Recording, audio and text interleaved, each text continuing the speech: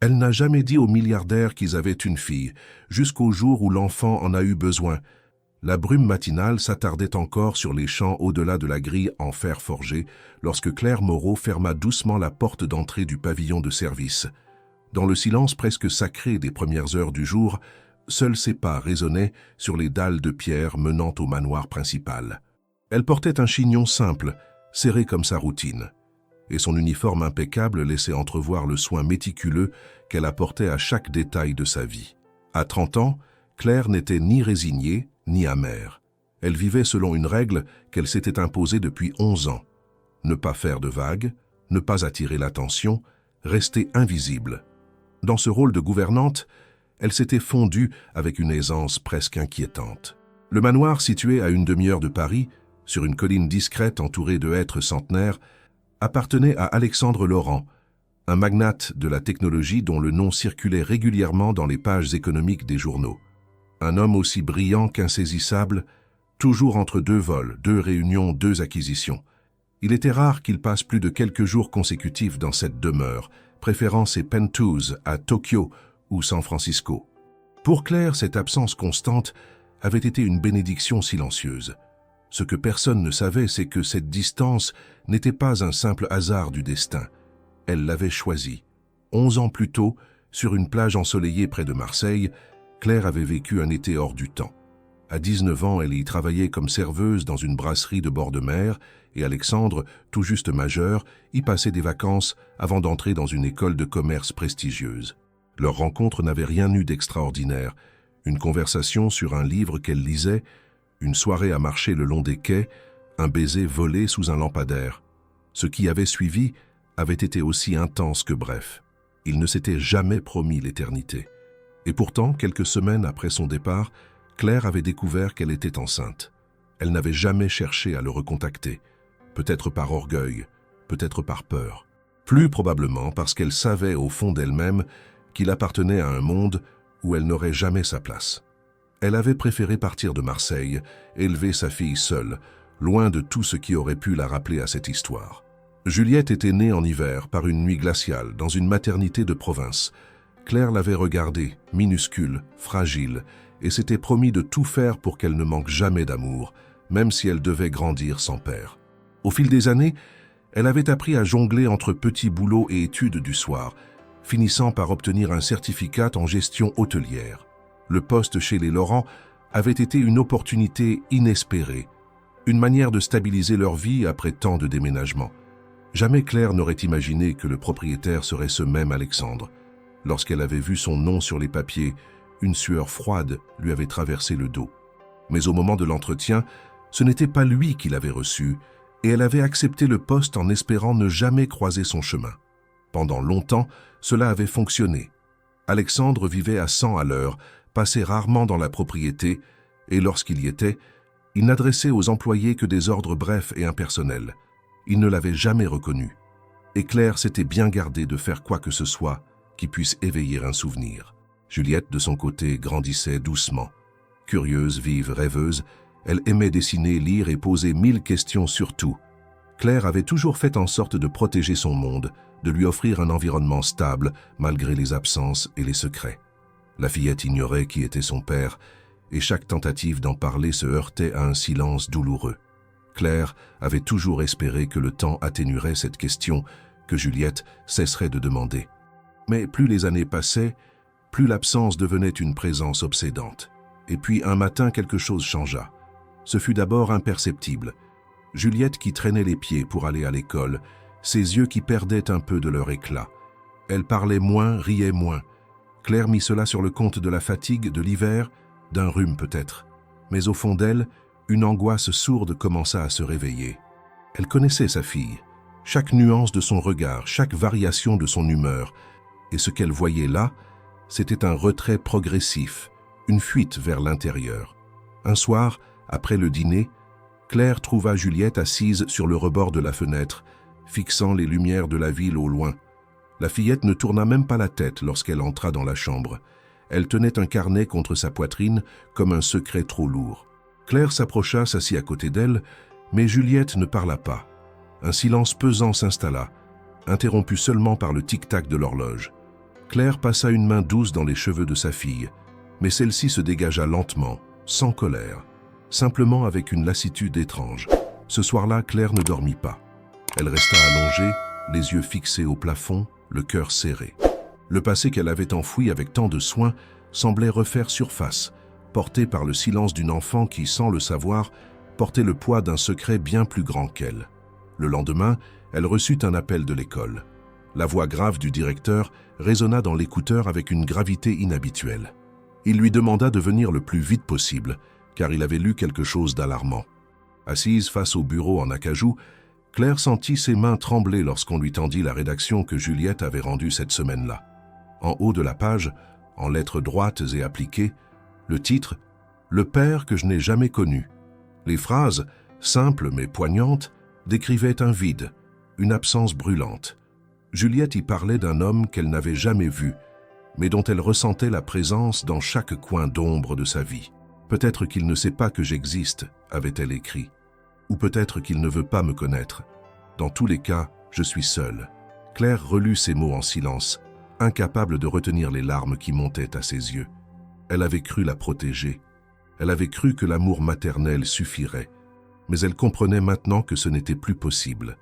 Le secret qu'elle avait gardé si longtemps n'était plus un rempart, mais une prison. Et Juliette, sans même le savoir, en portait les chaînes. Ce soir-là, en refermant la porte de leur petit appartement dans l'aile ouest du domaine, Claire regarda sa fille s'endormir et sut que quelque chose devait changer. Le temps de l'oubli était révolu. Le passé, avec tout ce qu'il contenait de douleur et d'espoir, était sur le point de frapper à leur porte. Et cette fois, elle ne pourrait plus se cacher. Le printemps approchait, mais dans le cœur de Claire, c'était un hiver qui ne cessait de s'épaissir. Les jours s'allongeaient, les oiseaux revenaient chanter aux abords du domaine, et pourtant, dans leur appartement discret à l'arrière de la propriété, un silence étrange s'était installé. Juliette, jadis si vive et curieuse, se refermait peu à peu, comme une fleur qui refuse d'éclore, même sous la caresse du soleil. Claire l'observait impuissante, chaque matin un peu plus inquiète devant l'absence de sourire, les réponses évasives et le regard perdu de sa fille. Avant, Juliette débordait de questions, sur les livres qu'elle lisait, sur les endroits qu'elle voulait visiter, sur les étoiles et les langues étrangères. Elle voulait tout comprendre, tout savoir. À présent, elle restait des heures enfermée dans sa chambre, dessinant à l'encre noire des paysages sombres, ou simplement allongée sur son lit à fixer le plafond, les bras croisés sur la poitrine. Claire, pourtant habituée à percevoir les moindres émotions de sa fille, ne parvenait plus à la lire. Juliette évitait son regard, fuyait les conversations, comme si chaque mot était devenu une corvée, chaque question une intrusion. Un soir, alors qu'elle préparait un gratin dont Juliette raffolait autrefois, Claire l'appela pour dîner. Aucun bruit ne vint de la chambre. Elle insista, la voix plus forte, puis monta l'escalier à pas rapides. Elle trouva Juliette recroquevillée sur le lit, les rideaux tirés, la lumière éteinte. La fillette ne pleurait pas, mais son visage trahissait une fatigue morale profonde, une lassitude que l'on n'imagine pas chez un enfant. Claire s'assit à ses côtés, tenta de lui caresser les cheveux, mais Juliette se détourna lentement, sans hostilité, juste avec une douleur muette. « Qu'est-ce qui se passe, mon cœur? Tu peux me parler, tu sais. Tu peux tout me dire. » Mais aucune réponse ne vint. Juliette se contenta de tirer la couverture jusqu'à son menton et ferma les yeux, comme si elle voulait disparaître. Claire resta là un long moment, assise dans la pénombre, le souffle court, les yeux embués. Ce n'était pas un caprice. Ce n'était pas un simple passage.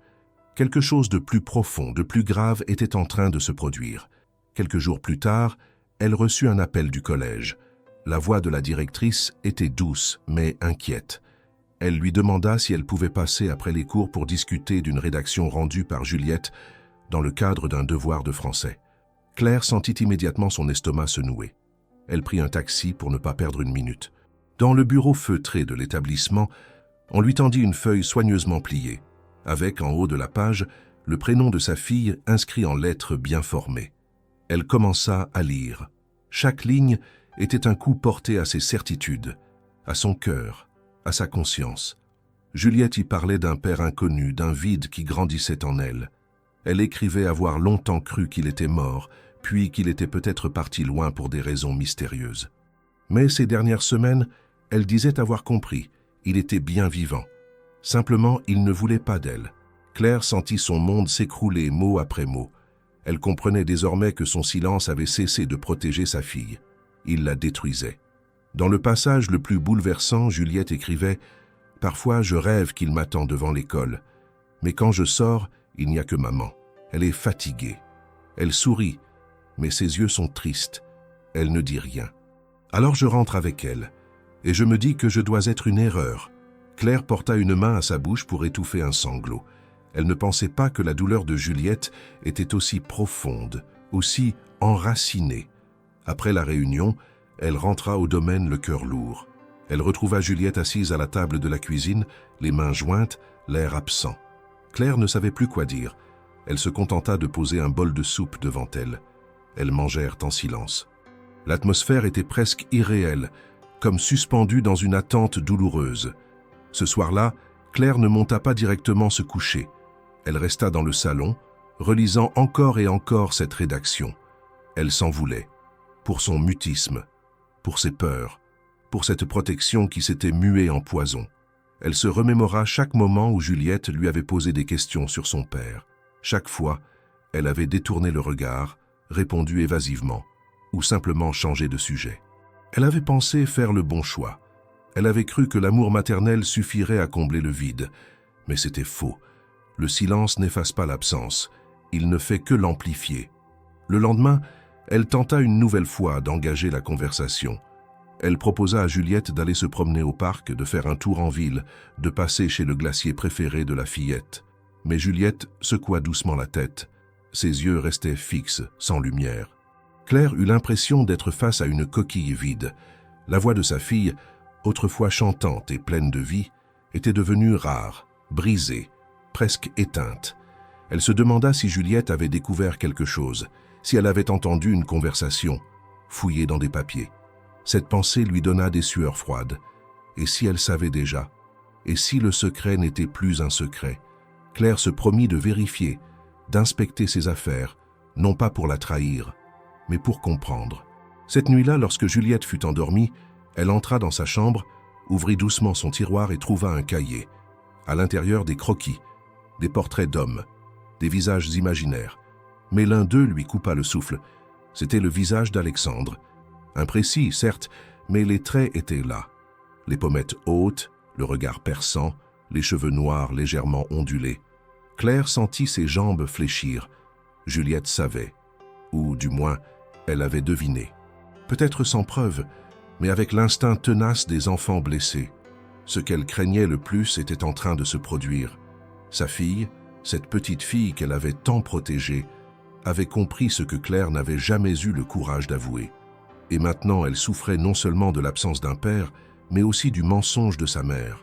Claire reposa le cahier avec délicatesse, les mains tremblantes, et quitta la pièce sans un bruit. Dans son lit, elle resta éveillée des heures durant, les yeux rivés au plafond, le cœur ravagé. Elle savait qu'elle avait atteint une frontière.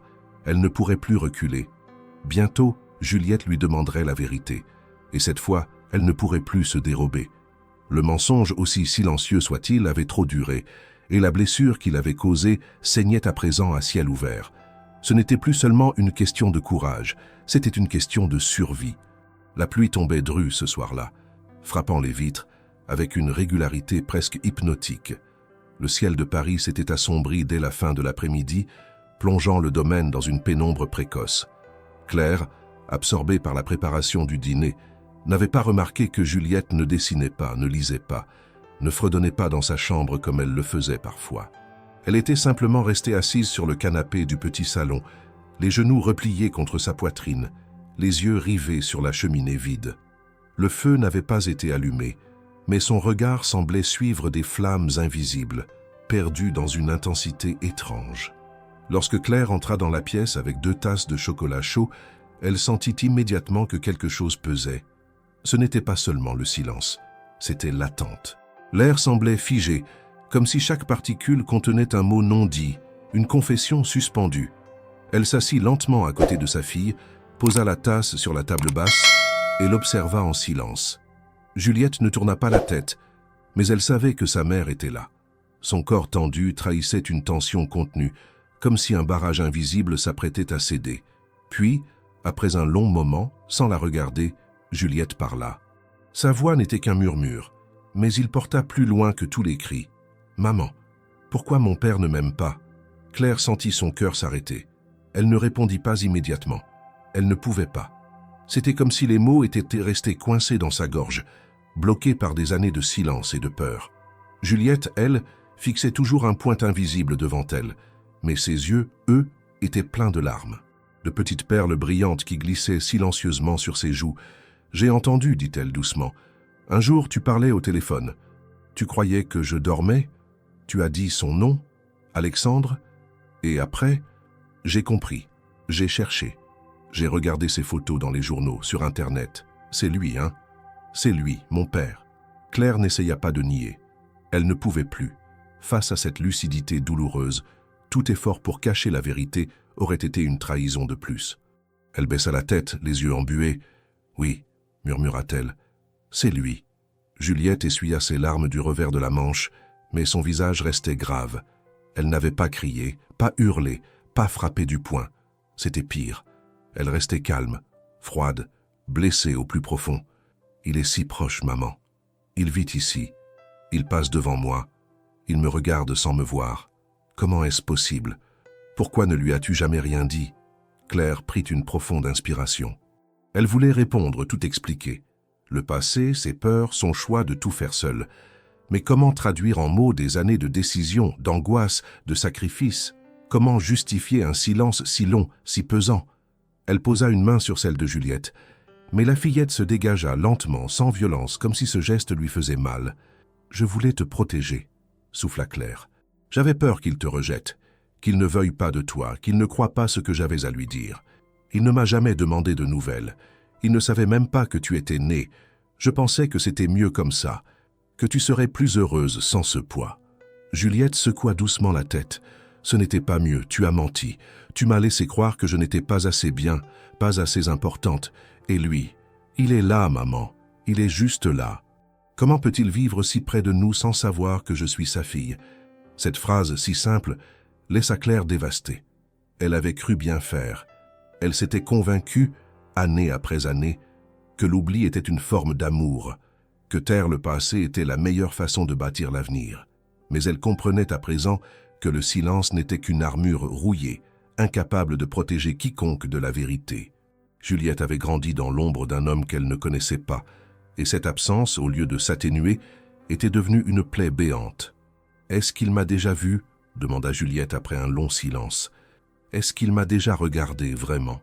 Claire pensa à ces rares moments où Alexandre passait dans les couloirs, un dossier à la main, le téléphone collé à l'oreille. Peut-être qu'il avait croisé Juliette. Peut-être même qu'il avait froncé les sourcils en notant une ressemblance, sans oser y croire. Mais il ne s'était jamais arrêté, jamais questionné, trop absorbé par ses affaires, trop détaché du monde qui l'entourait. Claire n'avait jamais laissé la moindre ouverture, la moindre allusion. Elle s'était assurée de rester une simple employée, transparente, discrète. Et maintenant, elle en payait le prix. « Il ne sait rien, dit-elle. Il ne t'a jamais regardé, Juliette. Pas vraiment. Et ce n'est pas ta faute. Ce n'est pas parce qu'il ne t'aime pas, c'est parce qu'il ignore encore tout de toi. » Juliette serra les dents, les poings. Elle ne criait toujours pas. Mais la douleur était là, vibrante, insupportable. Claire sentait que sa fille avait franchi une étape. Il n'y aurait plus de retour en arrière. La vérité était sortie, et avec elle, toutes les blessures qu'elle avait tenté d'enfouir. Elle voulait réparer, dire à sa fille qu'elle allait changer les choses. Mais les mots semblaient vains. « Est-ce qu'un jour il saura? Est-ce qu'un jour tu lui diras ?» Claire ne répondit pas tout de suite. Cette question résonnait comme un ultimatum, comme une promesse à faire ou à trahir.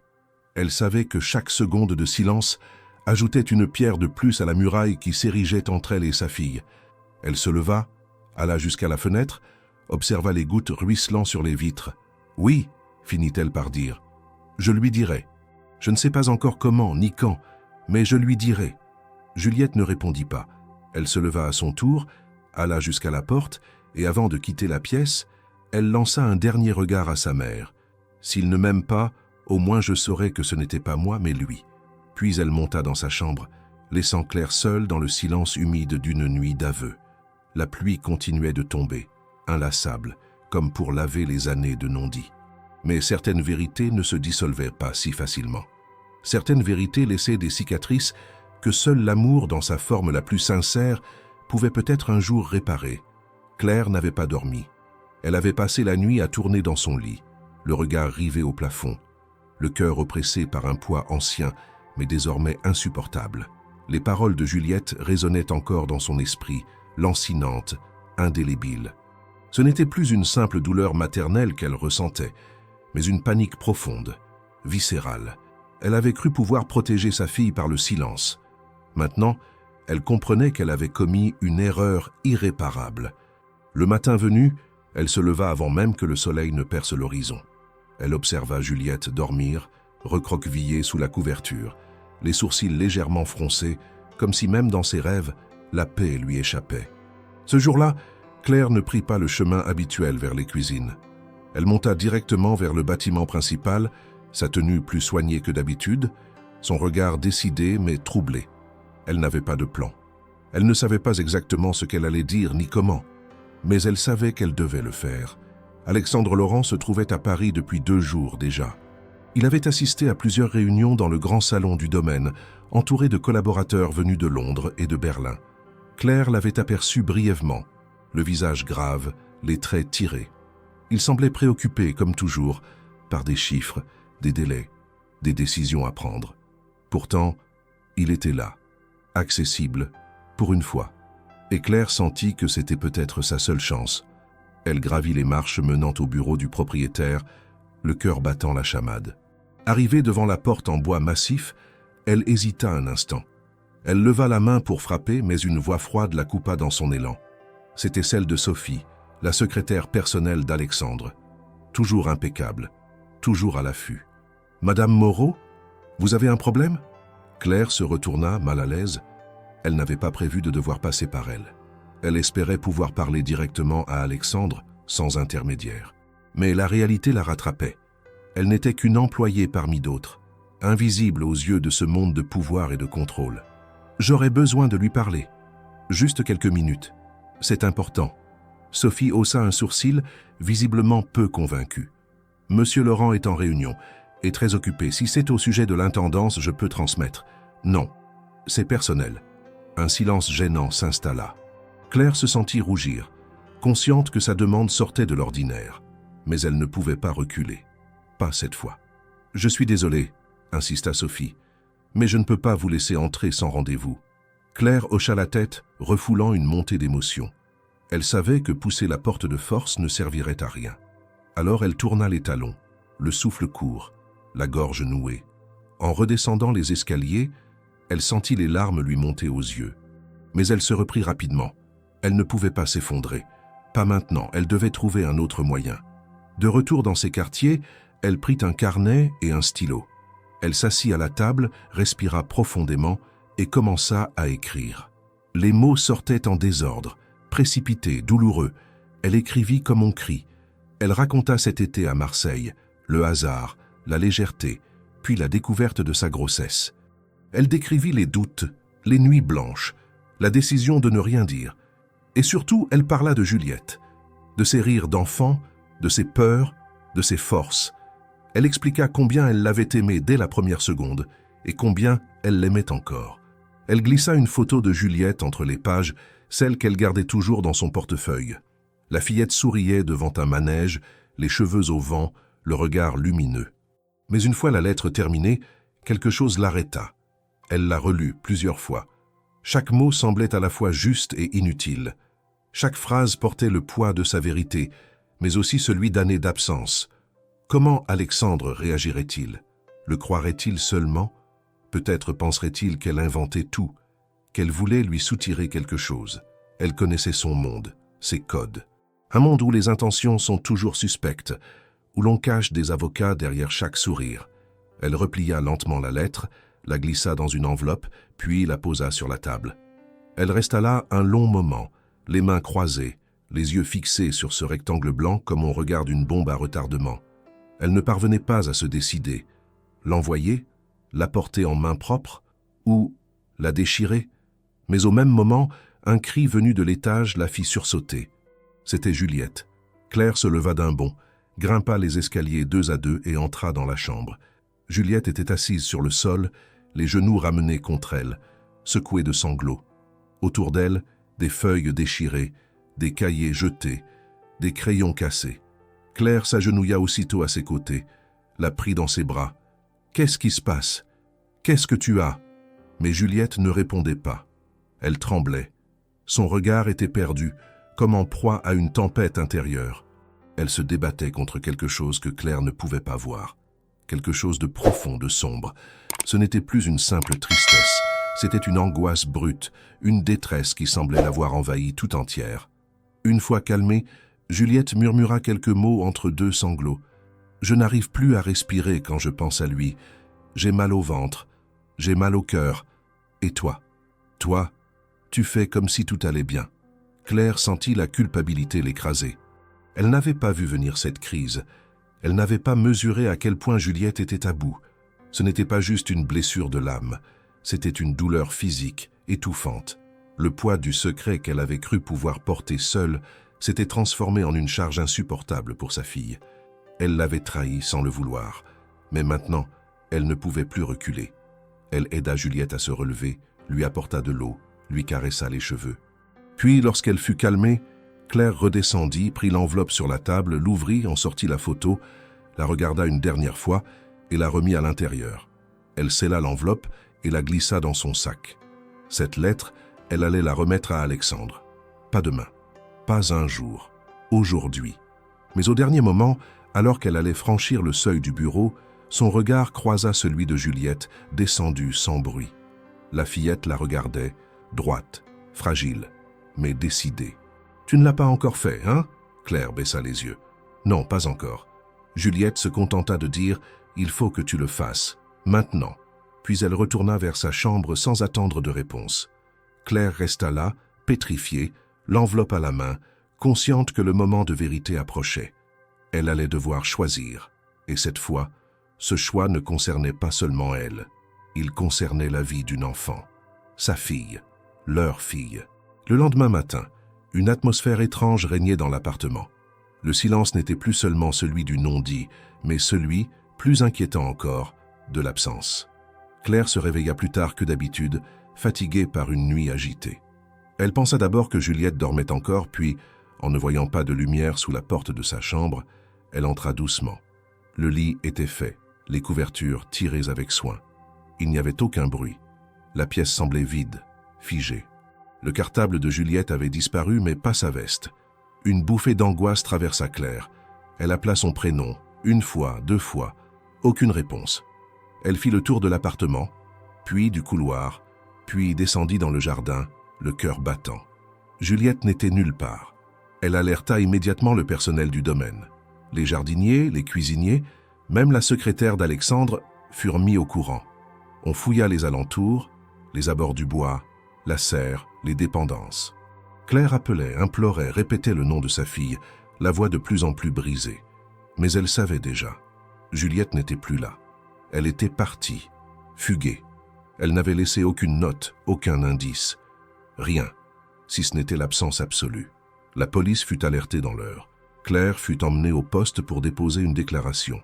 Elle tremblait, incapable de s'asseoir. Elle répétait sans cesse les mêmes phrases, tentant de reconstituer les derniers jours, les derniers mots.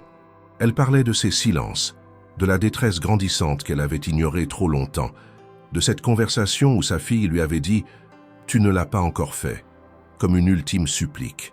Les agents l'écoutaient avec attention, posèrent des questions, prenaient des notes. Mais plus le temps passait, plus l'angoisse grandissait. À Paris, un enfant seul, même de 11 ans, pouvait disparaître parmi les ombres sans que personne ne s'en rende compte. Claire le savait. Et chaque minute écoulée sans nouvelles lui semblait une éternité. Les heures passèrent dans une lenteur atroce. Les policiers diffusèrent une alerte, montrèrent la photo de Juliette à des passants, appelèrent les hôpitaux. Claire retourna au domaine en fin d'après-midi, les jambes coupées, le regard vide. Alexandre, qui venait de rentrer, avait été mis au courant par Sophie. Il demanda à la voir immédiatement. Qu'est-ce qui s'est passé? Où est-elle? Comment a-t-elle pu sortir sans que personne ne la voie? Claire, incapable de répondre autrement que par le silence, lui tendit simplement la photo de Juliette qu'elle gardait dans son portefeuille. Son regard était à la fois vide et empli d'un désespoir muet. Alexandre fronça les sourcils, déstabilisé par l'émotion dans ses yeux. Il comprit, sans encore tout saisir, qu'il se passait quelque chose de bien plus grave que ce qu'on lui avait laissé entendre. Mais Claire, cette fois, ne dit rien. Ce n'était plus le moment des explications. Il fallait retrouver Juliette. Ce fut en début de soirée qu'un appel changea tout. Un officier de police venait de la retrouver. Elle avait été aperçue par un passant près des quais de la Seine, à hauteur de la passerelle Léopold Sédar Senghor. Elle était assise seule, trempée par la pluie, incapable de dire où elle allait. Le passant avait eu le bon réflexe d'appeler les secours. À leur arrivée, Juliette était désorientée, déshydratée, tremblante. Elle avait passé près de 20 heures seule dans les rues de Paris, errant sans but, fuyant plus qu'elle ne cherchait. Claire se précipita à l'hôpital où sa fille avait été admise. Lorsqu'elle entra dans la chambre, elle découvrit Juliette allongée sur le lit, branchée à une perfusion, les traits tirés, les paupières closes. Le médecin expliqua qu'elle n'était pas en danger, mais qu'elle avait subi un choc émotionnel intense. Elle avait besoin de repos, de soins, mais surtout de stabilité. Claire s'approcha doucement, s'assit près du lit, prit sa main. Elle la serra longuement, sans parler. Une larme coula lentement sur sa joue, puis une autre. Ce n'était pas seulement la peur qui s'exprimait, mais la douleur d'une mère confrontée à ses limites, à ses échecs. Juliette ouvrit les yeux au bout d'un moment. Elle fixa le plafond un instant, puis tourna la tête vers sa mère. Il n'y avait ni reproche ni colère dans son regard, juste une immense fatigue. « Je voulais partir, dit-elle. Je voulais disparaître. Je croyais que ça ferait moins mal. » Claire sentit son cœur se briser encore une fois. « Tu n'as pas à disparaître, mon amour. Tu as le droit d'exister. Tu es la chose la plus précieuse que j'ai jamais eue. » Juliette secoua doucement la tête. « Mais lui, il ne veut pas de moi. Il vit à côté de nous. Il ne m'a jamais regardé. Et toi, tu l'as laissé faire. » Claire sentit la justesse implacable de ces mots. Elle avait laissé faire. Par peur, par honte, par conviction aussi parfois. Mais c'était fini. Elle ne pouvait plus protéger Juliette en fuyant. Il était temps de la protéger en agissant. « Je vais lui dire, » dit-elle doucement. « Demain, je lui dirai tout. » Juliette la regarda sans répondre. Un silence s'installa, long mais plus doux que les précédents. Il n'était plus fait de distance, mais d'une promesse implicite. Claire resta toute la nuit auprès d'elle, sans fermer l'œil. Elle écoutait sa respiration, veillait sur ses mouvements. Le lendemain, à la première lumière, elle sortit dans le couloir, appela un taxi et demanda à être conduite au domaine. Cette fois, elle n'écrirait pas. Elle ne déléguerait pas à une lettre ce qu'elle devait dire en face. Elle attendit qu'Alexandre soit seul. Lorsqu'il descendit dans le salon, les cheveux encore humides de la douche, elle se posta devant lui, droite, déterminée. « Je dois te parler. C'est important. Tu dois m'écouter jusqu'au bout, même si ça te semble fou, même si tu ne veux pas l'entendre. » Alexandre la fixa, surpris par le ton, par la présence inattendue de cette femme qu'il considérait à peine. Il allait répondre, mais Claire leva une main. « S'il te plaît, laisse-moi finir. Après, tu feras ce que tu veux. » Il croisa les bras, s'adossa au mur et attendit. Alors Claire parla. Elle raconta Marseille, l'été de leurs 19 ans, la rencontre imprévue, les jours passés ensemble. Elle décrivit le moment où elle avait su qu'elle était enceinte, le choix de ne rien dire, la décision de s'éloigner. Elle parla de Juliette, de ses 11 années de solitude, de ses douleurs récentes, de son envie de connaître un père qu'elle croyait inaccessible. Elle raconta la fugue, l'hôpital, les larmes, les peurs. Elle montra la photo, celle que Juliette avait dessinée, où l'on voyait un homme, une femme et une petite fille, main dans la main devant la tour Eiffel. Alexandre ne dit rien. Il regardait la photo, puis Claire, puis à nouveau la photo. Son visage était impassible, fermé, mais ses yeux brillaient. Lorsqu'il prit enfin la parole, ce fut dans un souffle presque inaudible. « Elle est à moi ?» Claire hocha la tête. « Oui, elle est ta fille. » Un silence épais tomba dans la pièce. Et dans ce silence, une vie entière venait de basculer. La pièce resta figée, comme suspendue dans un souffle. Alexandre ne bougea pas. Son regard restait fixé sur la photo, mais son esprit semblait ailleurs, happé par un flot de souvenirs, de doutes, de certitudes brutalement remises en question. Claire, face à lui, gardait les mains jointes, comme si elle avait peur qu'elle trahisse son trouble. Pourtant, elle tenait bon. Elle venait de déposer 11 années de silence à ses pieds, et il n'y avait plus de retour possible. 11 ans, répéta-t-il enfin. 11 ans. Et tu ne m'as rien dit. Sa voix était calme, mais une tension sourde perçait chaque mot. Claire ne tenta pas de se justifier. Elle savait que toute explication serait trop légère face à une vérité aussi lourde. Alexandre faisait quelques pas dans la pièce, comme pour dissiper une énergie nerveuse. Il s'approcha des grandes baies vitrées donnant sur le jardin, puis se retourna lentement. « Tu t'es dit quoi, Claire? Que je n'étais pas capable d'être un père, que je ne le méritais pas, ou que je m'en moquerais. » Claire respira profondément. Ce n'était pas le moment de s'effondrer. Elle devait rester droite, assumée jusqu'au bout. « Je ne savais pas ce que tu penserais. Je ne savais pas si tu me croirais. Et surtout, je ne savais pas si tu serais prêt à aimer un enfant né d'un été sans lendemain. » Il la regarda longuement, sans rien dire. Son visage, toujours si maître de lui, semblait chercher un équilibre entre la colère et l'incompréhension. Puis, dans un mouvement lent, il reprit la photo dans ses mains, la détailla. Les traits du dessin étaient enfantins, mais il y avait quelque chose de profondément éloquent dans cette scène naïve. La tour Eiffel, les trois silhouettes main dans la main, un soleil rayonnant au-dessus de leur tête. Une vision simple, presque banale, et pourtant bouleversante. « Elle m'a dessiné, dit-il enfin, plus pour lui-même que pour Claire. Elle ne me connaît pas. Et pourtant, elle me dessine. Elle t'a toujours cherché, sans savoir où te trouver. Et moi, je n'ai jamais eu le courage de lui donner une réponse. » Il se laissa tomber sur le canapé, le dos voûté, la photo toujours entre ses doigts.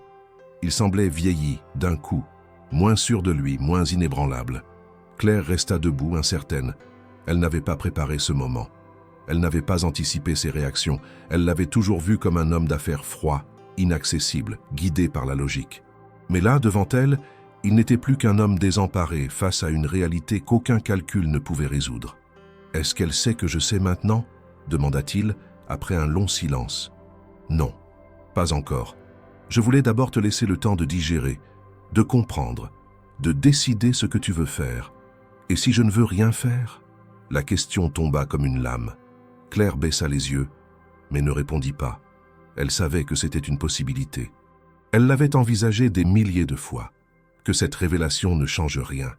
Qu'Alexandre choisisse de se retirer encore plus, qu'il refuse ce rôle, cette vérité, cette histoire, qu'il n'avait jamais demandé à vivre. « Je ne t'obligerai à rien, » murmura-t-elle. « Ce n'est pas pour moi que je suis venue, c'est pour elle, parce qu'elle souffre, parce qu'elle mérite de savoir, même si la réponse est non, même si tu refuses d'en faire partie. » Il se leva lentement, se dirigea vers la bibliothèque et sortit une bouteille de whisky.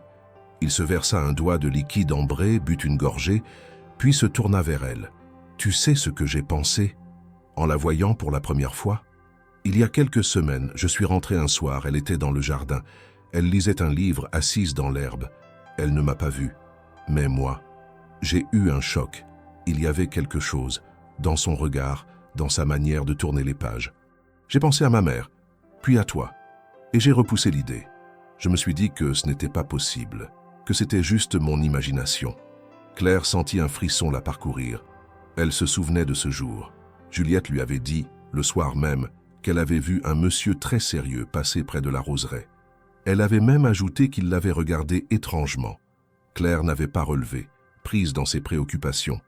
Mais à présent, chaque pièce du puzzle prenait sa place. « Pourquoi Marseille ?» demanda-t-il soudain. « Pourquoi es-tu venu ici, dans ma maison? Tu savais que c'était moi. » « Oui, je l'ai su dès l'entretien, mais ce n'était pas toi qui m'avais reçu, et j'avais besoin de stabilité, d'un endroit sûr pour Juliette. Je ne pensais pas que tu y passerais autant de temps. Je croyais que tu vivais à l'étranger. » Il hocha la tête, l'air absent. « Je ne vais pas mentir, je ne sais pas quoi faire. Je suis en colère. Contre toi, contre moi, contre le monde entier peut-être. Mais surtout, j'ai peur. Peur de ne pas être à la hauteur. Peur de tout rater. Encore une fois. Encore une fois. » Il hésita, puis lâcha. « Mon père est parti quand j'étais gamin. Il a disparu sans un mot. J'ai grandi dans des internats, des foyers, chez des oncles. J'ai appris à ne dépendre de personne, à construire seul. Et maintenant, Maintenant, on me dit que j'ai une fille, que j'ai raté 11 ans de sa vie. Comment rattraper ça? Comment réparer quelque chose qu'on ne connaît même pas? Claire s'approcha lentement, sans geste brusque. Elle n'était plus dans la posture de la mère qui exige, mais de la femme qui comprend. Elle le regarda dans les yeux et dit simplement « Tu n'as pas à réparer, tu as juste à commencer ». Il ne répondit pas. Il la fixa longuement, puis baissa les yeux vers la photo. Il la serra dans sa main, comme un ancrage, une preuve tangible de ce qu'il venait de découvrir. Puis il souffla presque imperceptiblement « Donne-moi un peu de temps. Je dois y penser, je dois digérer. Mais je te promets une chose. Je ne tournerai pas le dos. Pas à elle. » Claire hocha la tête. Ce n'était pas une acceptation totale. Ce n'était pas une accolade, un pardon, une réunion heureuse. Mais c'était un début, une brèche, une promesse, même timide, que peut-être quelque chose pouvait naître de cette vérité enfin révélée. Elle sortit du salon sans un mot de plus. Dans le couloir, ses jambes se mirent à trembler. Elle s'adossa au mur, les yeux fermés, la respiration courte. Elle venait de tout risquer, et pour la première fois depuis 11 ans, elle sentait que l'avenir ne lui appartenait plus entièrement. Désormais, une autre volonté entrait en jeu, celle d'un père, perdu entre la peur et l'amour. L'hôpital avait un parfum de désinfectant qui collait à la peau, aux vêtements, aux souvenirs. Les murs trop blancs, les néons cruellement brillants, et ce silence particulier à la fois paisible et chargé de murmures formait une atmosphère irréelle. Juliette était installée dans une petite chambre, avec vue sur un arbre solitaire qui semblait supporter, comme elle, le poids du monde. Claire lui tenait compagnie depuis plusieurs jours. Les médecins disaient qu'elle allait mieux, que le choc s'atténuait, mais son regard restait lointain. Elle mangeait peu, parlait encore moins. Elle dormait beaucoup, comme pour fuir une réalité devenue trop pesante. Alexandre n'avait pas donné signe de vie depuis la conversation. Claire n'avait pas insisté. Elle lui avait dit ce qu'il fallait dire. Le reste ne lui appartenait plus. Pourtant, elle sentait au fond d'elle une tension sourde, une attente difficilement contenue. Elle se demandait s'il avait réfléchi, s'il avait regardé la photo, s'il avait revu ses souvenirs. Elle se demandait aussi s'il avait peur, comme elle. Comme Juliette. Le matin du 4e jour, alors que Claire allait chercher un café à la machine du couloir, elle vit une silhouette familière apparaître au bout du couloir. Alexandre marchait lentement, le regard droit, les mains dans les poches de son manteau sombre. Il semblait hésitant, presque mal à l'aise dans ce lieu étranger à son univers. Lorsqu'il l'aperçut, leurs regards se croisèrent, chargés d'une tension nouvelle. Il s'approcha, s'arrêta à quelques pas. « Elle est là ?» demanda-t-il à voix basse. Claire hocha la tête, le cœur serré. « Elle dort, mais tu peux entrer. » Il resta un instant immobile, puis s'avança vers la porte. Sa main resta suspendue devant la poignée. Ce geste, si simple, semblait peser 1 tonne. Enfin, il poussa doucement, entra dans la chambre et referma derrière lui. Claire resta dans le couloir, les bras croisés, incapable de bouger. Elle sentait que ce moment n'était pas le sien.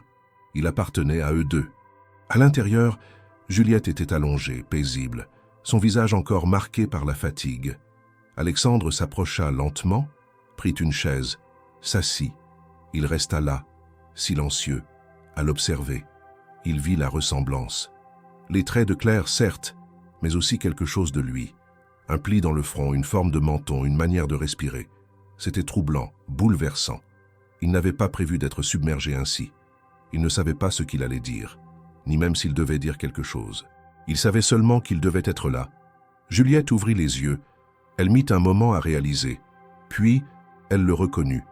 Son regard s'élargit, incrédule.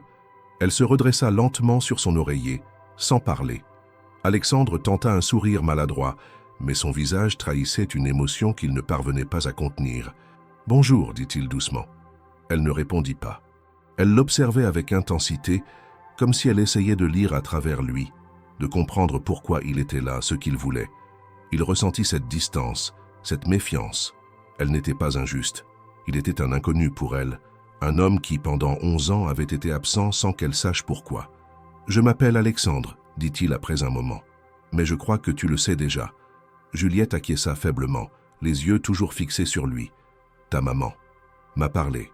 Elle m'a dit tout ce que j'avais ignoré pendant trop longtemps. » Un silence pesant s'installa. Juliette détourna les yeux, comme si la présence de cet homme lui était insupportable. Alexandre sentit une douleur sourde lui traverser la poitrine. « Je suis désolé, dit-il enfin. Je ne sais pas comment réparer, ni si c'est possible. Je suis juste ici, parce que je veux te connaître. » Juliette tourna lentement la tête vers lui. Ses yeux brillaient, mais aucune larme ne coulait. Elle restait figée dans une posture de protection, comme si elle attendait un faux pas, une preuve qu'il n'était pas sincère. « Pourquoi maintenant ?» murmura-t-elle. Alexandre inspira profondément. Il sentit que la réponse ne devait pas être un discours préparé, mais la vérité nue. « Parce que je ne savais pas. Et quand j'ai su, j'ai eu peur. Peur d'être rejeté, peur d'être en retard. Mais surtout, j'ai compris que mon absence t'avait fait du mal, et je ne veux pas que ça continue. » Juliette ne bougea pas, mais quelque chose dans son visage sembla se relâcher à peine. Elle ne le croyait pas encore, mais elle l'écoutait. C'était un début. « Je ne suis pas là pour te forcer à quoi que ce soit. Je voulais juste te voir, te dire que je suis désolé, que si tu me laisses un peu de place, j'aimerais apprendre à te connaître. » Un nouveau silence s'installa, moins lourd que le précédent. Juliette baissa les yeux vers ses mains, puis les releva vers lui. « Tu sais dessiner ?» La question prit Alexandre au dépourvu. Il cligna des yeux, surpris. « Dessiner ? Non, je suis nul en dessin. » Juliette haussa à peine les épaules. « Moi, j'aime ça. J'ai toujours aimé. » Il sourit, cette fois plus naturellement. « Tu me montreras ce que tu fais ?» Elle ne répondit pas, mais elle ne refusa pas non plus. C'était une porte entr'ouverte. Alexandre se leva, fit un pas vers elle, mais s'arrêta. « Je vais te laisser te reposer. Je reviendrai, si tu veux. » Juliette le fixa, puis hocha lentement la tête. « D'accord. » Ce simple mot eut sur lui l'effet d'un bouleversement intérieur. Il sortit de la chambre, les mains tremblantes. Dans le couloir, Claire l'attendait. Il la regarda, incapable de parler immédiatement. Elle vit dans ses yeux qu'il venait de vivre un moment charnière. « Comment elle t'a accueilli ?» demanda-t-elle à voix basse. « Elle ne m'a pas rejeté. Pas encore. Et c'est déjà plus que ce que je méritais. » Ils restèrent un moment côte à côte, sans parler. Deux parents liés par un secret devenu une vérité. Deux adultes tentant de réparer ce qui avait été brisé sans être nommé. Ce jour-là, dans le couloir d'un hôpital parisien, quelque chose avait changé. Ce n'était pas encore la réconciliation, pas encore l'amour, mais c'était le premier pas d'un chemin incertain, mais nécessaire. Un chemin vers une histoire à écrire à trois. Claire rentra seule ce soir-là. Alexandre était resté plus longtemps à l'hôpital, assis près de Juliette alors qu'elle dormait à moitié, feuilletant distraitement l'un de ses carnets de croquis posés sur la table de chevet. Il n'avait rien dit de plus. Il n'avait pas promis l'impossible. Mais quelque chose en lui semblait s'être fissuré. La distance qu'il cultivait depuis toujours, celle qui lui avait permis de construire un empire, s'effritait face au regard grave et silencieux d'une enfant de 11 ans. Et Claire, en le voyant là, adossé au mur avec ce carnet dans les mains, comprit qu'il n'était plus tout à fait le même homme qu'avant. Elle lui laissa l'espace. Elle savait qu'il devait faire ce chemin à son rythme. De retour au domaine, elle gravit lentement les marches menant à leur appartement. Le silence de leur petit logement lui parut plus pesant que jamais. Elle déposa ses affaires sur le buffet, alluma une lampe, puis se laissa tomber sur le canapé. Ses jambes refusèrent de la porter davantage. Elle ferma les yeux un instant. Elle aurait voulu s'effondrer, pleurer, crier, mais les larmes, ce soir, ne venaient pas. Ce n'était pas de la tristesse, c'était un vertige, celui qu'on ressent après avoir franchi un précipice sans savoir si on a vraiment survécu à la chute. Elle resta ainsi de longues minutes avant de remarquer une enveloppe blanche posée sur la table basse. Elle n'était pas là en partant. Elle la prit, fronça les sourcils. Son prénom y était écrit, dans l'écriture ronde et appliquée de Juliette. Le cœur battant, elle déchira le rabat et sortit la feuille soigneusement pliée. C'était une lettre, courte, simple, déchirante. « Maman, si tu lis cette lettre, c'est que j'ai eu le courage de te la laisser. Je voulais te dire que je ne t'en veux pas. Même si j'ai mal, même si j'ai été en colère, je sais que tu as toujours fait ce que tu croyais juste pour moi. Mais j'ai besoin de comprendre, j'ai besoin de savoir, de ne plus imaginer, parce que ce que j'imagine est toujours pire que la vérité. Je veux connaître mon père, même si c'est trop tard, même si ça fait peur. Et toi, je veux que tu restes près de moi, même si je suis fâché, Même si je ne parle pas. Je t'aime, Juliette. Claire relut la lettre 3 fois. Chaque mot s'imprimait en elle comme une brûlure douce et lente.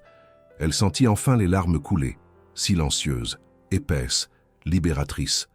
Ce n'était pas seulement un message, c'était une ouverture. Juliette n'avait pas renoncé. Elle avait mal, oui, elle doutait, elle se sentait trahie, perdue. Mais elle n'avait pas fermé la porte. Elle voulait encore comprendre, elle voulait encore espérer, et surtout, elle voulait encore aimer. Le lendemain, elle prit la lettre, la glissa dans une autre enveloppe, y ajouta un mot griffonné à la hâte « Tu dois lire ça ». C'est elle qui parle, pas moi. Puis elle descendit vers la maison principale. Elle laissa l'enveloppe auprès de Sophie, en insistant pour qu'elle soit remise en main propre à Alexandre. Elle ne dit rien de plus. Elle n'avait pas besoin d'expliquer. Elle savait que cette lettre, mieux que tous les discours, contenait l'essentiel. Alexandre l'a reçue en fin de matinée entre 2 rendez-vous. Il était dans son bureau, les stores entr'ouverts, une tasse de café froid posée près du clavier de son ordinateur. Lorsqu'il vit l'écriture sur l'enveloppe, il comprit immédiatement. Il resta un long moment à la regarder, comme s'il hésitait à la lire. Puis il l'ouvrit lentement, prit la feuille et lut. Les premières lignes le touchèrent d'emblée. Il les lut à voix basse, comme s'il avait besoin de les entendre réellement. Puis, il s'arrêta, ferma les yeux. Il resta ainsi plusieurs minutes, immobile, la feuille tremblant légèrement entre ses doigts. Quelque chose en lui, profondément enfoui, se brisait. Cet enfant qui n'attendait rien de lui, qui ne le connaissait que de loin, lui offrait une possibilité qu'il ne croyait pas mériter, celle d'exister à ses yeux. Pas comme un nom dans un journal ou une silhouette pressée dans un couloir, mais comme un père. Un mot qui lui avait toujours paru étranger, douloureux, et qui soudain avait un visage, celui de Juliette. Il relut la lettre, plus lentement. Chaque mot semblait s'adresser à une partie de lui qu'il avait volontairement ignorée toute sa vie. La peur de l'abandon, la rage de l'oubli, l'envie d'aimer malgré tout. Et plus il lisait, plus il se sentait vulnérable, fragile, vrai. Il se leva, fit quelques pas dans la pièce, revint à son bureau. Il posa la lettre devant lui, les coudes sur la table, la tête entre les mains. C'était trop. Et pourtant, ce n'était que le début. Il savait que rien ne se réglerait en un jour, qu'on ne devient pas père par miracle, qu'on ne gagne pas le cœur d'une enfant blessée par une simple présence, mais il savait aussi qu'il ne pouvait plus se cacher. Il appela Claire. Elle décrocha après 2 sonneries. « Je l'ai lu. » Sa voix était rauque, voilée. Claire sentit l'émotion dans chaque syllabe. Elle ne t'attend pas comme un héros. Elle t'attend comme un être humain. Un silence passa, dense. Tu crois qu'elle m'accepterait si je lui écrivais à mon tour? Claire réfléchit une seconde. Elle ne l'admettra peut-être pas, mais oui. Elle garde toutes les lettres qu'on lui écrit. Elle dit qu'elles font moins peur que les paroles, parce qu'on peut les relire quand on veut, et les fermer quand on ne peut plus. Alors je vais lui écrire. Pas pour réparer, mais pour lui dire que je suis là. Il raccrocha. Ce soir-là, Alexandre resta seul dans son bureau longtemps après le départ de ses collaborateurs. Il éteignit son téléphone, ferma son ordinateur et sortit une feuille. Il écrivit lentement, effaça, recommença. Il mit des heures à trouver les bons mots, pas parce qu'il voulait être parfait, mais parce qu'il voulait être vrai. Quand il eut fini, il relut la lettre une dernière fois. Il la plia, la glissa dans une enveloppe et y inscrivit simplement « Pour Juliette », de la part d'un père qui apprend. Il ne savait pas encore si elle la lirait. Il ne savait pas si elle lui répondrait. Mais il avait fait le premier pas. Et parfois, dans une vie où tout semble trop tard, ce premier pas suffit à changer le reste. Le lendemain, le ciel au-dessus de Paris était d'un gris uniforme, comme si la ville entière retenait son souffle. Claire se rendit à l'hôpital de bonne heure. Juliette dormait encore, paisible, ses cheveux épars sur l'oreiller. La lettre d'Alexandre, soigneusement pliée, reposait sur la table de chevet. Claire l'avait apportée discrètement la veille, sans un mot. Elle ne savait pas si Juliette l'avait ouverte. Elle ne voulait pas forcer ce moment. Elle respectait le silence de sa fille, ce silence devenu désormais un langage propre, chargé de nuances, de douleur, d'attente. Dans la salle d'attente, Claire croisa Alexandre. Il portait une chemise sobre, sans cravate, les manches légèrement retroussées. Il semblait plus fatigué que d'habitude, comme si les dernières nuits avaient été plus agitées que les jours. Elle l'invita à s'asseoir à ses côtés. Il accepta sans formalité. Un instant, ils restèrent là, l'un à côté de l'autre, unis dans une complicité étrange, faite de silence et de responsabilité partagée. « Elle l'a reçue, » dit Claire, en désignant la lettre. « Tu sais si elle l'a lue ?»« Je ne sais pas, elle ne m'a rien dit, mais elle l'a gardée près d'elle toute la nuit. » Alexandre hocha lentement la tête, puis se leva, fit quelques pas jusqu'à la grande baie vitrée. De là, on apercevait un morceau de ciel et quelques branches d'un arbre solitaire. Il resta debout, les mains dans les poches, le dos tendu. Puis, sans se retourner, il parla. « Je n'ai jamais cru que je serais père un jour, pas parce que je ne le voulais pas, mais parce que je ne savais pas ce que cela voulait dire. Quand mon père est parti, j'avais 6 ans. Un matin, il est sorti acheter des cigarettes et il n'est jamais revenu. Ma mère a attendu des semaines. Elle disait qu'il allait revenir. Moi, j'ai compris tout de suite. Il ne voulait plus de nous. » Claire ne bougea pas. Elle l'écoutait sans intervenir. Elle sentait qu'il avait besoin de vider ce passé resté trop longtemps enfermé. On a déménagé souvent. Elle cherchait du travail, n'en gardait jamais longtemps. Elle était fragile, un peu instable. Elle disait que j'étais trop sérieux, que je devais apprendre à vivre. Mais moi, je ne voulais qu'une chose, du calme, de la sécurité. Alors je me suis enfermé dans les livres, dans le travail. J'ai fait de mon indépendance une armure. Il se retourna enfin, son regard plus doux que d'habitude, presque vulnérable. Quand je t'ai rencontré à Marseille, c'était la première fois que je me sentais léger.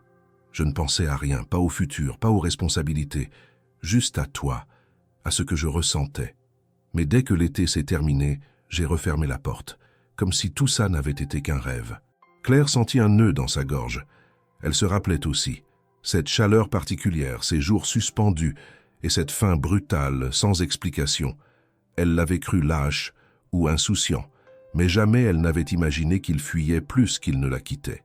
Et maintenant, continua-t-il, je suis là face à cette petite fille que je ne connais pas, qui me regarde avec la peur de ceux qu'on a déjà laissés tomber, et je me rends compte que j'ai passé ma vie à construire des murs, pour ne plus jamais être blessé, pour ne plus jamais dépendre de personne.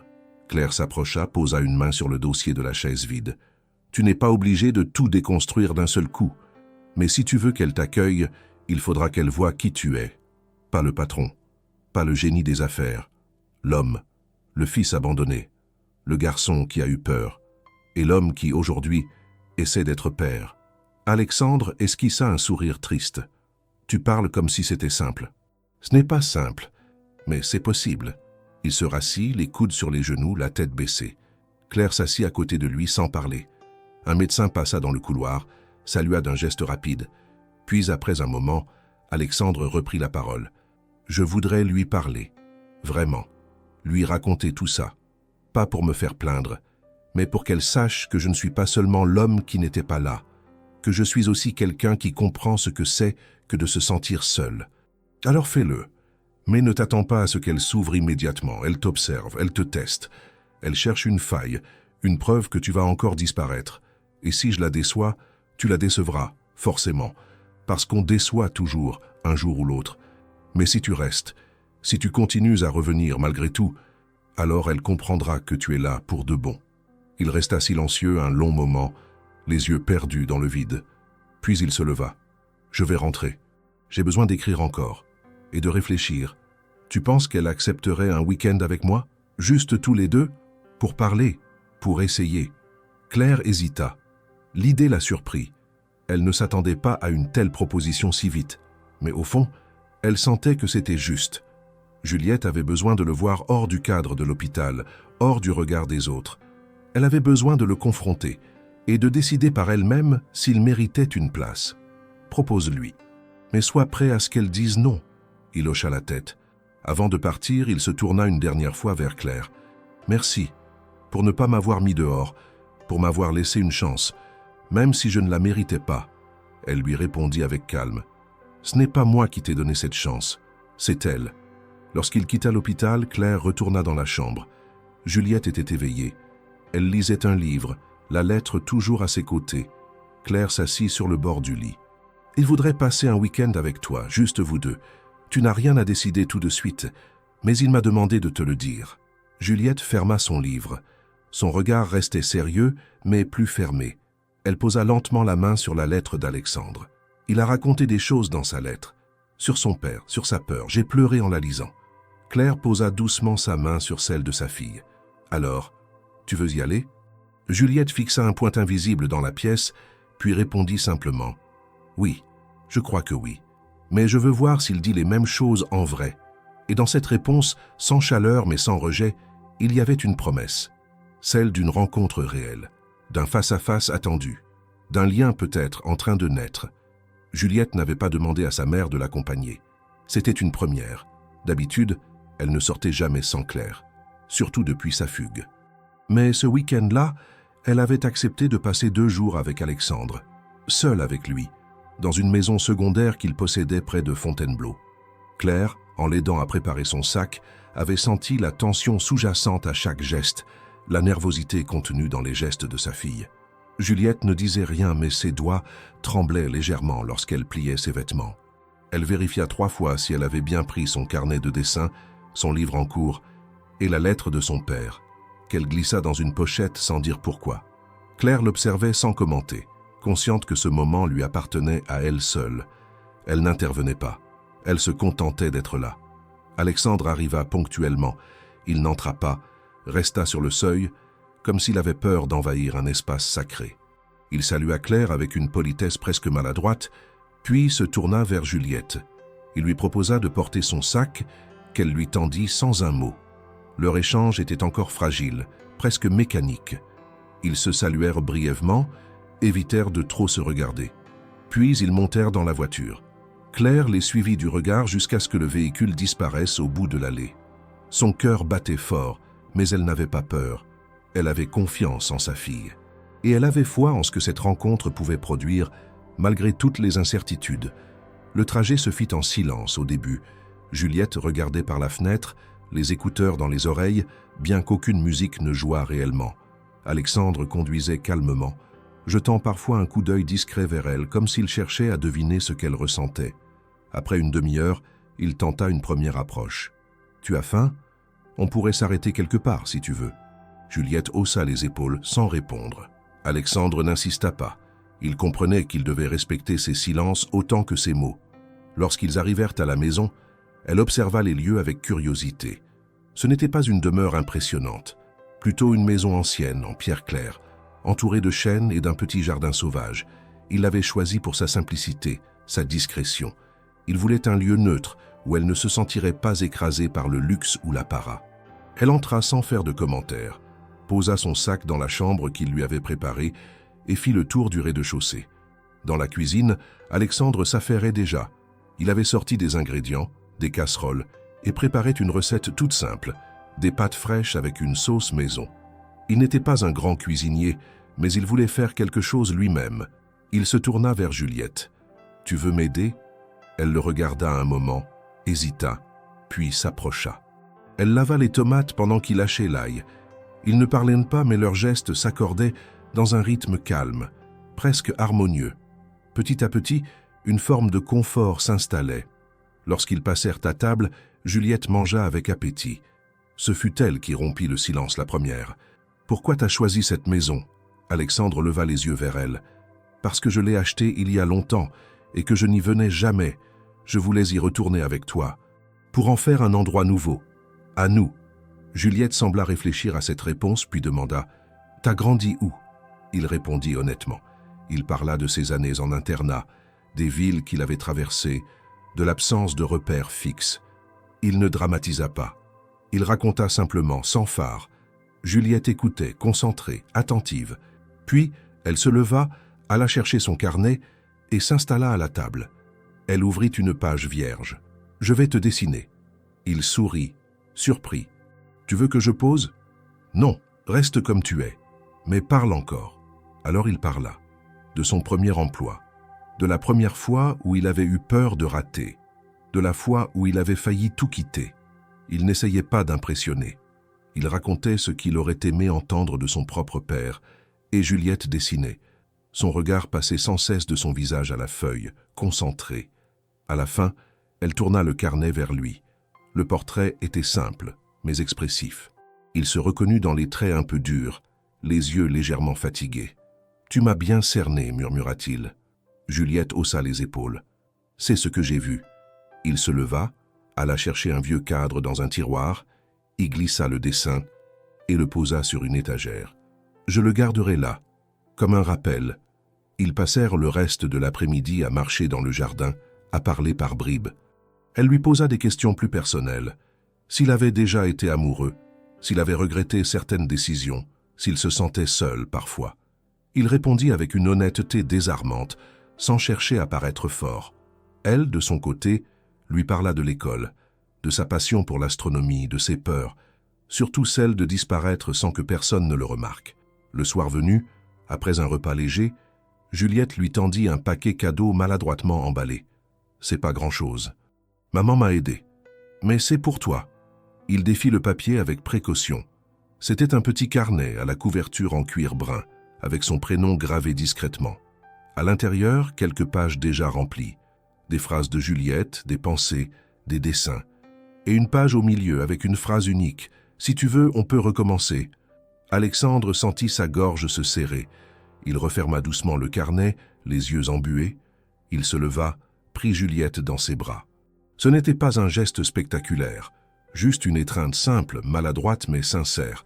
Elle ne se déroba pas. Elle resta là, contre lui, immobile. « Merci, souffla-t-il. Pour ça, pour tout. Je voulais que tu aies quelque chose de moi, un truc que personne d'autre n'a. » Ils restèrent là longtemps, sans parler. Le feu crépitait dans la cheminée. La nuit enveloppait la maison. Ce soir-là, il n'y eut ni promesse d'éternité, ni mot trop grand. Il n'y eut que la vérité nue de deux êtres qui, malgré la peur, malgré les blessures, tentaient d'inventer quelque chose.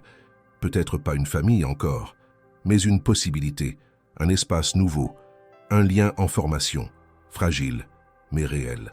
Le lendemain matin, la lumière filtrait doucement à travers les rideaux de la maison de Fontainebleau. L'air portait une fraîcheur paisible et les premiers chants d'oiseaux accompagnaient le réveil silencieux de Juliette. Elle s'était levée avant Alexandre, avait préparé un chocolat chaud dans la petite cuisine et s'était installée sur la terrasse, emmitouflée dans un pull trop grand. Son carnet de dessin ouvert sur les genoux, elle ajoutait les dernières touches à une image commencée la veille au soir, après que les lumières avaient été éteintes. Lorsqu'Alexandre descendit, vêtu d'un sweat informe qu'il n'avait pas porté depuis des années, il fut surpris de la voir dehors si tôt. Il s'approcha, silencieux, puis s'assit à côté d'elle sans un mot. Elle ne leva pas tout de suite les yeux. Elle dessinait encore, concentrée. Il attendit. Puis, après quelques minutes, elle ferma le carnet d'un geste doux, tourna son visage vers lui et tendit la feuille qu'elle venait de terminer. « C'est pour toi, dit-elle simplement. » Il prit le dessin, le déplia lentement. Ce qu'il découvrit le laissa un instant sans voix. Ce n'était pas un portrait cette fois. C'était une scène. Devant la tour Eiffel, sous un ciel pastel, 3 silhouettes se tenaient par la main. Un homme, une femme et une petite fille. Aucun détail précis sur les visages, mais l'intention était claire. L'harmonie, la proximité, la volonté d'un tout, d'un lien visible. Alexandre sentit une émotion puissante l'envahir, une vague lente qui lui serra la poitrine. Il ne savait pas quoi dire. Il n'en avait peut-être pas besoin. « Tu nous as vus comme ça ?» demanda-t-il, la voix éraillée. Juliette haussa doucement les épaules. « Je nous ai dessinés comme j'aimerais que ce soit. Peut-être pas maintenant, mais un jour. » Il passa lentement un doigt sur les lignes du dessin. Ce n'était pas parfait. Ce n'était pas techniquement exceptionnel. Mais c'était chargé d'une émotion brute, sans filtre. C'était un rêve mis sur papier. Un vœu silencieux, offert sans condition. Il leva les yeux vers elle. Juliette le fixait, sérieuse, mais sans dureté. Il lut dans son regard quelque chose de nouveau, de fragile mais réel, une confiance naissante. « Tu veux qu'on devienne ça, ce dessin ? Je veux qu'on essaie, que tu sois là, pas toujours parfait, juste là. » Alexandre laissa tomber le dessin sur ses genoux et la prit dans ses bras. Cette fois, l'étreinte fut plus naturelle, plus instinctive. Il la serra avec une force douce, la tête posée sur ses cheveux, les yeux fermés. Un instant suspendu, où les années perdues semblaient se dissiper dans la chaleur de cette proximité retrouvée. « Je suis là », souffla-t-il, « et je vais faire en sorte d'y rester. » Ils passèrent le reste de la matinée à marcher dans les bois autour de la maison. Juliette posait des questions, beaucoup, sur son enfance à lui, sur les souvenirs qu'il gardait, sur ce qu'il faisait quand il avait son âge. Il lui raconta l'internat, les longues nuits à lire sous les draps, les punitions absurdes, les amitiés éphémères. Elle écoutait avec attention, parfois silencieuse, parfois rieuse. Ils cueillirent des feuilles, des branches tombées, qu'elle voulait coller dans son carnet comme souvenir. Après le déjeuner, ils rentrèrent doucement sur Paris. Le retour fut calme, moins tendu que l'aller. Juliette regardait par la fenêtre, mais cette fois, son visage semblait apaisé. Elle ne portait plus cette barrière invisible, ce mur de silence qu'elle avait construit pour se protéger. Alexandre sentait qu'elle l'avait, pour la première fois, laissé entrer un peu plus loin. Il ne savait pas encore ce qu'il ferait de cette ouverture, mais il savait qu'il devait la respecter, l'honorer, la cultiver. Arrivée au domaine, Claire les attendait devant le portail. Elle ne s'approcha pas tout de suite, leur laissant la fin de ce moment. Juliette descendit de la voiture, salua rapidement, puis courut jusqu'à sa mère. Elle ne dit rien. Elle se contenta de poser la tête contre elle, comme pour dire « Je vais bien ». Claire la serra contre elle, les yeux humides. Alexandre les rejoignit, plus lentement. Claire le regarda, inquiète, interrogative. Il lui tendit simplement la feuille de dessin, pliée en deux. Elle la déplia, la contempla longuement, en silence. Puis, elle releva les yeux vers lui. Ce qu'elle vit dans son regard la toucha plus que tout. De l'humilité. Pas de triomphe, pas d'arrogance. Juste un homme qui venait de vivre un bouleversement et qui comprenait enfin ce que signifiait l'amour véritable. « Elle a besoin de toi », dit-elle. « Et moi, j'ai besoin d'elle », répondit-il sans hésiter. Juliette, qui les écoutait à quelques pas, ajouta simplement « On a encore du chemin à faire, mais on a commencé, non ?» Alexandre sourit sincèrement. « Oui, on a commencé. » Ce soir-là, dans leur appartement, Claire encadra le dessin. Elle le posa dans le salon à côté d'une photo de Juliette bébé. Le contraste était saisissant. D'un côté, un passé solitaire. De l'autre, une projection d'avenir partagé. En l'observant, elle sentit une émotion étrange. Un mélange de peur, d'espoir et d'une paix nouvelle. Pour la première fois depuis 11 ans, elle ne portait plus ce poids seul. Alexandre, de son côté, rentra chez lui, mais sa maison lui parut soudain trop grande, trop vide. Il marcha jusqu'à sa bibliothèque, prit un livre qu'il n'avait pas ouvert depuis des années et s'assit dans le fauteuil près de la fenêtre. Sur la table, il déposa le carnet offert par Juliette. Il l'ouvrit, relut la phrase « Si tu veux, on peut recommencer ». Il ferma les yeux.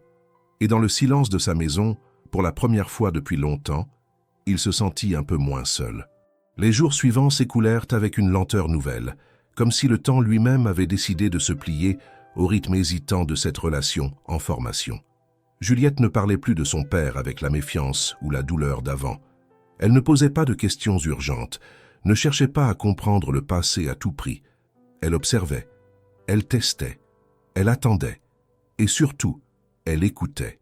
Claire remarquait ce changement avec une émotion mêlée de prudence. Elle savait que tout pouvait encore vaciller, mais elle sentait aussi que quelque chose s'était solidement ancré pendant ce week-end à Fontainebleau. Alexandre avait été présent. Pas parfait, mais là. Et pour Juliette, c'était déjà immense. La première vraie transition se produisit un mercredi après-midi. Alexandre appela Claire tôt dans la journée. « Je voudrais aller la chercher à l'école, juste aujourd'hui. Tu crois que ça va ?» Claire hésita. Elle savait que Juliette pouvait réagir de façon imprévisible. Mais elle sentait aussi que la demande venait du bon endroit. Essaie, mais sois ponctuel. Et surtout, sois calme. J'essaierai. À 16 heures précises, il se tenait devant les grilles du collège. Les autres parents, habitués à leur routine, le regardèrent avec une curiosité discrète. Sa silhouette, élégante mais discrète, ne passait pas inaperçue. Lorsque Juliette le vit, elle ralentit le pas. Elle ne courut pas vers lui. Elle ne sourit pas non plus. Mais elle vint, les mains dans les poches de sa veste, le regard levé vers lui. « T'es là. Je t'avais dit que je viendrais. » Elle hocha la tête. Ils commencèrent à marcher côte à côte. Il ne la pressa pas, ne parla pas trop. Il lui demanda simplement si elle avait passé une bonne journée, ce qu'elle avait lu, si elle avait encore mal au poignet. Une ancienne chute à la récréation. Elle répondit par monosyllabes, puis par phrases entières. Au bout de 10 minutes, elle lui demanda s'il pouvait passer acheter des madeleines. Ce jour-là, il la ramena chez Claire avec une boîte de madeleine dans les bras et un regard qu'il ne tentait plus de dissimuler, celui d'un homme bouleversé par la présence d'un enfant qu'il n'avait pas vu grandir, mais qu'il voulait apprendre à aimer dans le temps qui lui restait. Il recommença la semaine suivante, puis une autre. Il vint à une réunion parents-professeurs, assis dans le fond de la salle, prenant des notes maladroites. Il rencontra le professeur de français qui lui parla des progrès de Juliette, de ses rédactions remplies d'images, de ses silences aussi, encore parfois trop longs. Alexandre écoutait, attentif. Il voulait comprendre. Il voulait faire mieux. Peu à peu, sa présence devint familière. Il ne venait pas chaque jour, mais il n'était plus un étranger. Juliette l'appelait Alexandre encore, mais elle parlait de lui à ses amis, mentionnait ses goûts, ses maladresses. Il met trop de sel dans les pâtes, ou ses talents cachés. Il fait des grimaces incroyables quand il lit une histoire. Claire observait ces signes discrets avec un mélange de soulagement et de nostalgie. Elle savait que l'équilibre était fragile, mais elle savait aussi que Juliette avançait. Un samedi, alors qu'elle rangeait la chambre de sa fille, Claire tomba sur un dessin resté inachevé. On y voyait, cette fois, 3 silhouettes autour d'une table, une assiette au centre, des verres, et sur les visages, des sourires nets. Il manquait encore la couleur, les détails, mais la composition parlait d'elle-même. C'était un moment de partage, un moment simple, comme ceux qu'elle avait toujours voulu offrir à Juliette. Un moment de famille. Elle reposa le dessin sans rien dire, le cœur serré. Le dimanche suivant, ils se retrouvèrent tous les 3 dans le parc Monceau. Claire avait d'abord hésité à venir. Elle ne voulait pas être de trop, mais Juliette avait insisté. Elle voulait que sa mère soit là. Elle voulait que ce dimanche-là ressemble à ceux qu'elle avait imaginés tant de fois, sans jamais oser les espérer. Un goûter, des rires, une promenade. Alexandre apporta un petit panier avec des fruits, du pain, du fromage. Claire, une couverture à carreaux et un thermos de chocolat chaud. Ils s'installèrent sous un platane. Juliette, dès les premières minutes, sauta sur l'occasion de prendre des photos avec le vieux téléphone de sa mère, jouant la photographe officielle de la journée. Elle donna des instructions à Alexandre, à Claire, leur demandant de sourire, de faire semblant de se chamailler et de courir. Ils obéirent, maladroitement d'abord, puis avec une légèreté qui surprit même Claire. Elle n'avait pas ri ainsi depuis des années. Alexandre, de son côté, semblait moins raide, moins sur la défensive. Il se laissait porter. Quand vint le moment de partir, Juliette proposa d'aller tous ensemble au cinéma. Claire jeta un regard à Alexandre, qui haussa les épaules avec un demi-sourire. « Pourquoi pas? Tu choisis le film. Même un dessin animé? Même un dessin animé. » Ils finirent assis tous les 3 dans une salle obscure du centre-ville, un seau de pop-corn sur les genoux, les rires de Juliette couvrant parfois la bande-son. Ce soir-là, en rentrant, Claire resta un moment devant le miroir de la salle de bain, observant son reflet. Elle y vit des cernes, des traces du passé, mais aussi quelque chose qu'elle n'avait plus vu depuis longtemps, une lueur de paix. Elle rejoignit Juliette dans sa chambre, l'aida à se mettre en pyjama, puis s'allongea à côté d'elle quelques instants. « Tu vas bien, mon cœur ?» Juliette acquiesça, les yeux déjà mi-clos. « Oui, il est bizarre, mais il est gentil. Et toi, t'as l'air moins triste quand il est là. » Claire caressa doucement ses cheveux. « Je suis moins inquiète quand je te vois sourire. » Juliette se tourna, posa sa tête contre l'épaule de sa mère. « Tu crois qu'on pourra être une vraie famille un jour ?» Claire ne répondit pas tout de suite. Elle ferma les yeux, respira profondément. « On ne sera peut-être jamais comme dans les films, mais on sera à notre façon, ensemble. Et c'est déjà beaucoup. » Cette nuit-là, alors que la ville s'endormait lentement, une forme de lien prenait racine. Pas encore définitif, pas encore à l'abri des tempêtes, mais réel, vivant. Un lien forgé dans la patience, le pardon, l'effort et la tendresse. Et peut-être dans ce fragile tissage se trouvait déjà l'essence de ce qu'on appelle une famille. Le 12 mai arriva plus vite que prévu.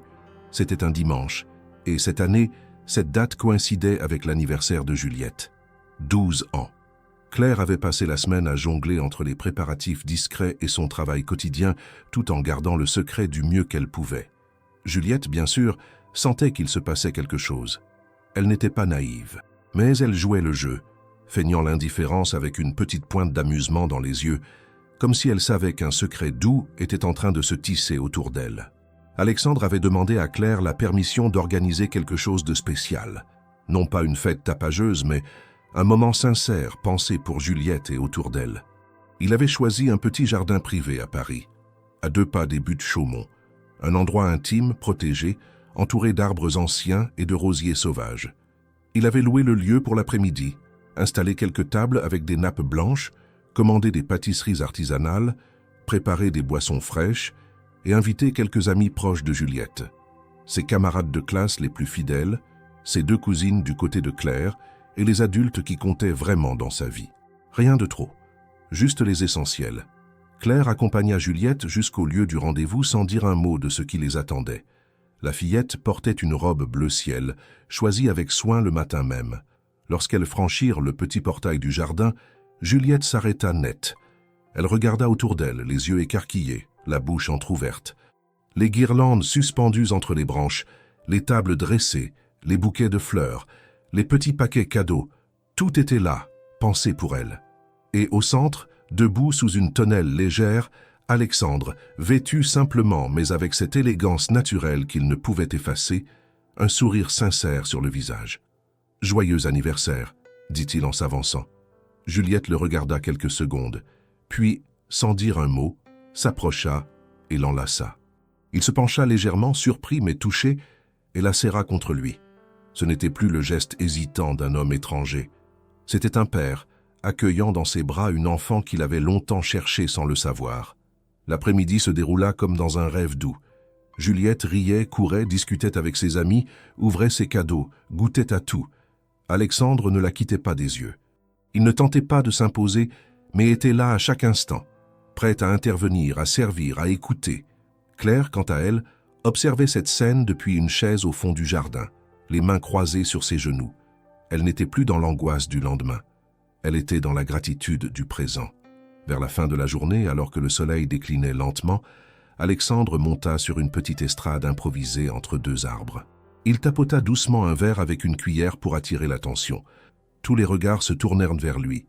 Il se racla légèrement la gorge, jeta un regard à Claire, puis à Juliette. « Je ne suis pas un homme de discours, dit-il. Et ceux qui me connaissent savent que je préfère les chiffres aux mots. Mais aujourd'hui, je veux dire quelque chose de vrai. Aujourd'hui, je célèbre l'anniversaire d'une petite fille extraordinaire. 12 ans de vie, 12 années de force, d'intelligence, de créativité. 12 années pendant lesquelles elle a grandi sans savoir que quelqu'un, quelque part, aurait dû être là pour elle. » Il fit une pause, la gorge nouée. « Je ne peux pas changer le passé.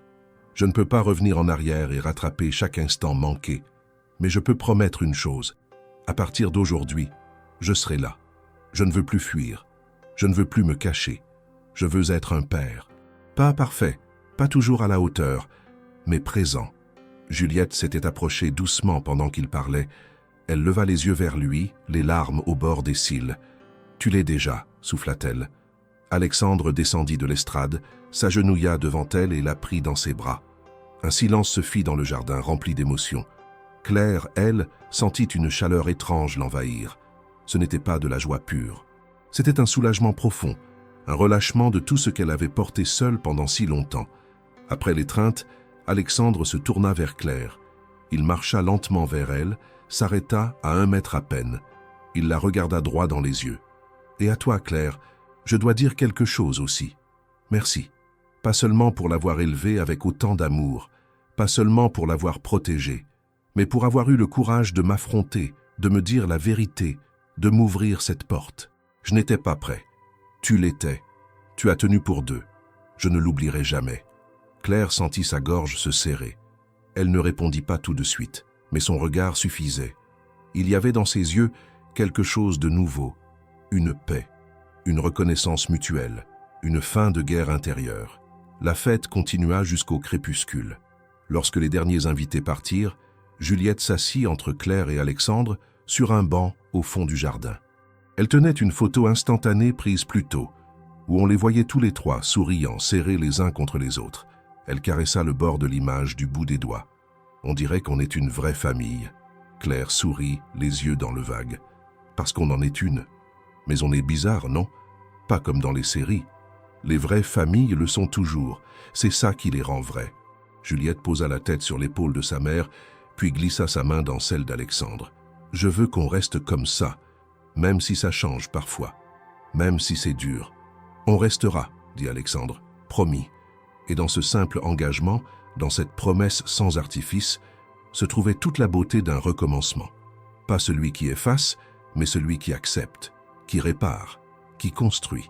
Ce soir-là, sous le ciel de Paris, dans un petit jardin loin du tumulte, une famille se formait. Pas parfaite, pas linéaire, mais entière. Une famille née du silence, de la peur, du manque, mais surtout du choix. Celui d'aimer, envers et contre tout.